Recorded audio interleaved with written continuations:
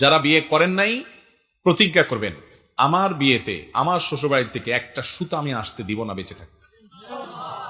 আর যারা বিয়ে করেছেন তাদের কর্তব্য, তারা প্রতিজ্ঞা করবেন যে আমার ছোট ভাই ব্রাদার সন্তান সন্ততি আমার অধীনে যাদের বিয়ে শাদী হবে, সেই সমস্ত বিয়েতে যৌতুক তো দূরের কথা, শ্বশুরবাড়ি থেকে একটি সুতো আমি আনতে দেব না। প্রতিজ্ঞা করতে পারি না ইনশাল্লাহ?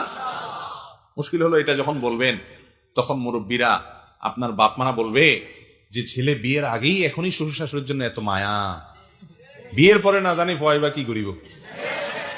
এই ঝামেলা করবে কি না? এই ঝামেলা যদি করে, করুক, ভুল বুঝলে বুঝুক। কেউ ভুল বুঝলে কি আমি অন্যায় করতে পারি? আমি প্রমাণ করব যে বিয়ে করে আমি বাপ মাকে ভুলে যাই নাই। আমি প্রমাণ করব বিয়ে করে কখনো শ্বশুর শাশুড়িকে আমার বাপ মার চাইতে বড় মনে করি নাই, বাপ মার চাইতে বেশি তাদেরকে আদর করব না। হতে পারে না আমার বাপ মা একদিকে, সারা পৃথিবী একদিকে, কিসের শাশুড়ি শাশুড়ি, সেটা আমি প্রমাণ করব আমার কাজ দ্বারা। আমার বাপ মা এখন ভুল বুঝলে বুঝুক, এক সময় দেখবে যে না, ছেলে আমার ঠিকই বাপের মর্যাদা মায়ের মর্যাদা বিয়ের আগে যেমন দিত পরেও তেমন দিচ্ছে, বরং আরো বাড়ায় দিচ্ছে।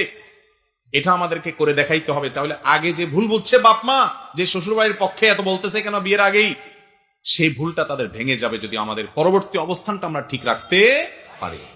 চেষ্টা করা যাবে না ইনশাল্লাহ?